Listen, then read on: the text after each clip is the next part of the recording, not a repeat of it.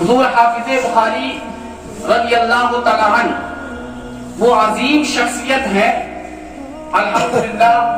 آپ ان سے عقیدت رکھتے ہیں، ہم ان سے عقیدت رکھتے ہیں۔ آئیے ان کی زندگی کے چند گوشے آپ کے سامنے میں رکھوں۔ حضور حافظ بخاری کی ولادت باسعادت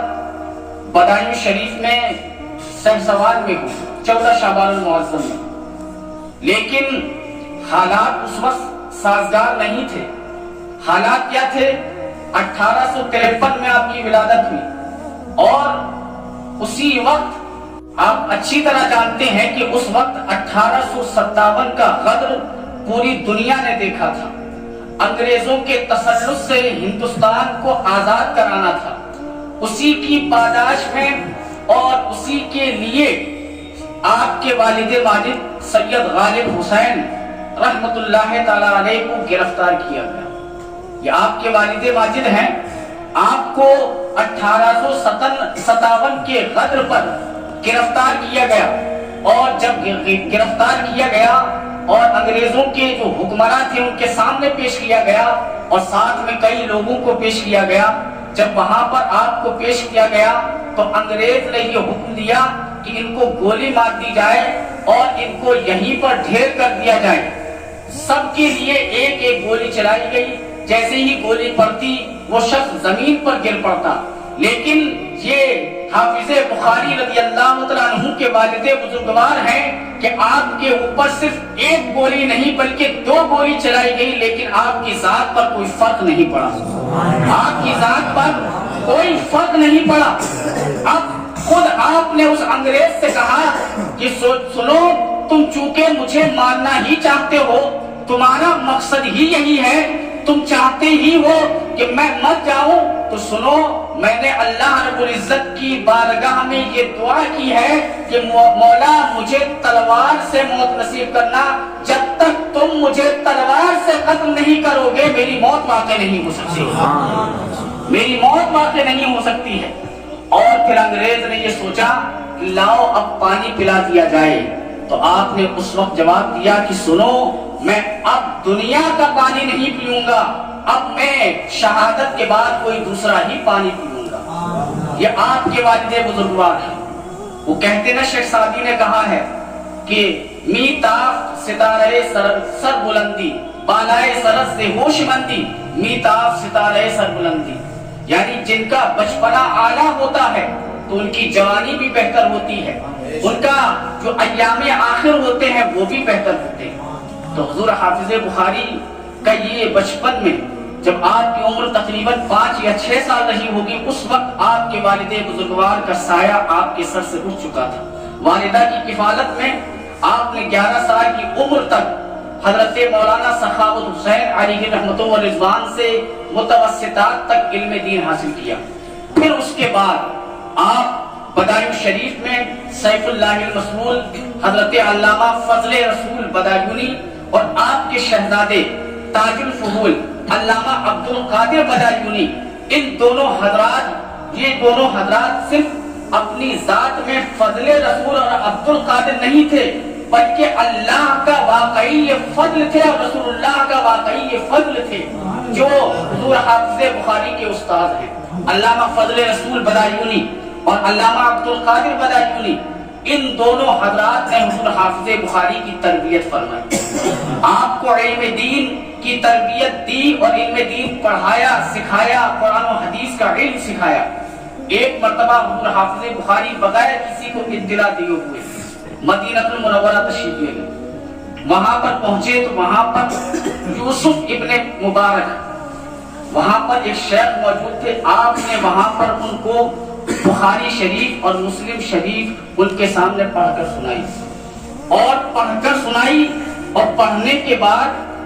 انہوں نے فوراً اسی وقت آپ کو سلسلہ قادریہ، شاذلیہ، ابراہیمیہ، چشتیہ کی خلافت و اجازت دیا تھا، اور ساتھ ہی ساتھ سند تدریس حدیث کی بھی اجازت عطا فرما دی۔ لیکن یہیں پر رک کر آپ حضور حافظ بخاری کا اپنے پیر و مرشد حضرت سید حافظ اسلم خیر آبادی رحمت اللہ علیہ سے لگاؤ اور محبت کا انداز دیکھیے کہ آپ کو تقریباً 15 سال کی عمر میں آپ کو خلافت و اجازت قادری سلسلے کی، چشتی سلسلے کی مل چکی تھی، لیکن اس کے باوجود آپ نے کسی کو بھی اپنے اس سلسلے میں بیعت نہیں کیا۔ جب حضور حافظ اسلم میاں رحمۃ اللہ علیہ نے آپ کو اجازت و خلافت دے دی، تب آپ نے اس سلسلے کی ترویج و اشاعت کرنے لگے۔ یہ آپ کا لگاؤ تھا اپنے پیر خانے سے، اپنے پیر سے محبت اور مودت کا طریقہ حضور حافظ بخاری نے پوری عوام کو عطا کیا ہے۔ اور یہ آپ خود بھی ارشاد فرماتے تھے اپنے مریدوں سے کہ ہر مرید کو یہ چاہیے کہ وہ اپنے شیخ کو سب سے افضل جانے، اپنے شیخ کو، اپنے پیر کو سب سے افضل جانے۔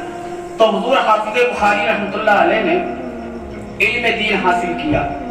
اور علم دین آپ حاصل کرتے رہے، وہاں سے لوٹ کر آئے، پھر آپ نے 2 سال وہیں پر قیام فرمایا بدائع شریف میں، اور بدائع شریف میں علم حاصل کرنے کے بعد آپ اپنے مقام پر پہنچے۔ اور زمانہ طالب علمی میں جب آپ کی عمر صرف اور صرف 17 سال تھی، صرف معمولی عمر، تقریباً 6 زمینوں پر مثل ہونے کا دعویٰ کیا گیا تھا، اور اس دعوے کا جو مدعی تھا وہ تھا مولوی امیر حسن سہسوانی۔ امیر حسن سہسوانی نے یہ دعویٰ کیا تھا کہ آقا کریم صلی اللہ علیہ وسلم ہی کی طرح 6 لوگ اور موجود ہیں 6 طبقات میں، یہ دعویٰ تھا اس کا۔ اور اس وقت آپ کی عمر صرف 17 سال تھی، لیکن آپ نے اعلائے کلمت الحق کے لیے بدایوں سے چلتے ہیں اور سہسوان آتے ہیں، عیدگاہ میں کھڑے ہو کر تقریر کرتے ہیں، اور امیر حسن سہسوانی کے خلاف آپ نے تقریر کرتے ہیں اور اسے لاجواب کر دیتے ہیں۔ یہ آپ کا اعلائے کلمت الحق تھا، اور یہ دین کی خدمت تھی، یہ اشاعت علم دین تھا، اور یہ آپ کی حق بیانی اور حق گوئی تھی کہ محض 17 سال کی عمر میں جس وقت آدمی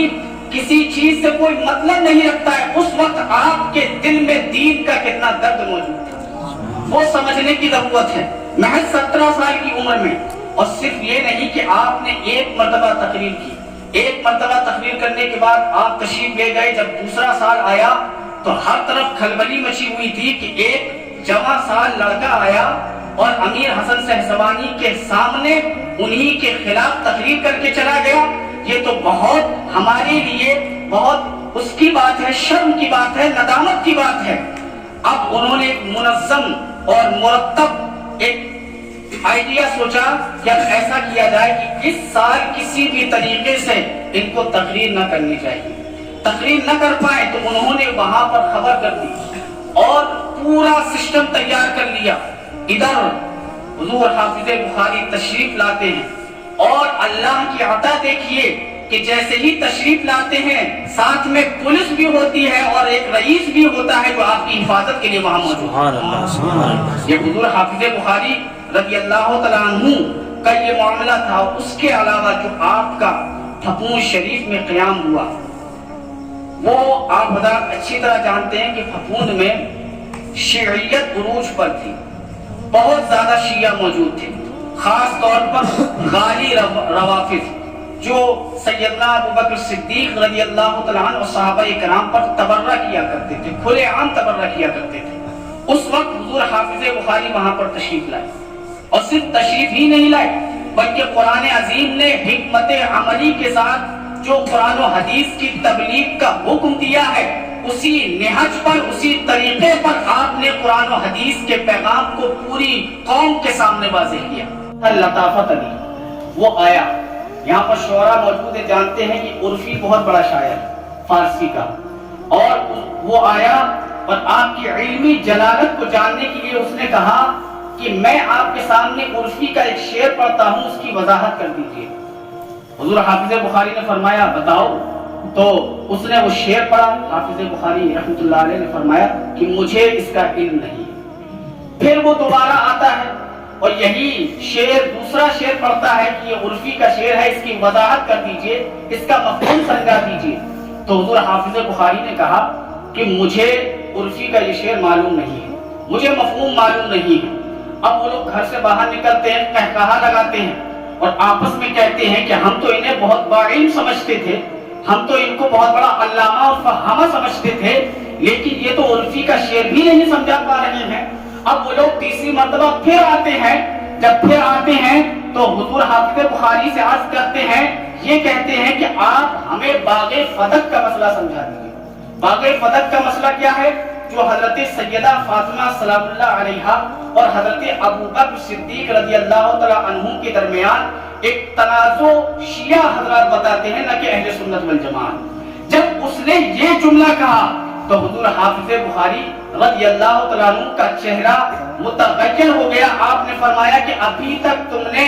عرفی کا جو شعر پوچھا تھا، پہلا شعر پوچھا تھا تو بات میرے نفس کی تھی تو میں خاموش تھا، جب تم نے دوسرا شعر پوچھا تھا تو بات میرے نفس کی تھی، میری ذات کی تھی، اس لیے میں نے علی اعلان کہہ دیا تھا کہ مجھے عرفی کا یہ شعر معلوم نہیں ہے، لیکن بات اب دین کی ہے، نبی کے دین کی حقانیت کی ہے۔ بیٹھو اور سنو کہ باغ فدق کا مسئلہ کیا تھا۔ حضرت ابوبکر صدیق نے فاطمہ کے حق کو مانا نہیں تھا، بلکہ جو حکم تھا نبی کا وہی بن کر فاطمہ سلام اللہ علیہ کو سنا دیا۔ سبحان اللہ۔ اور حافظ بخاری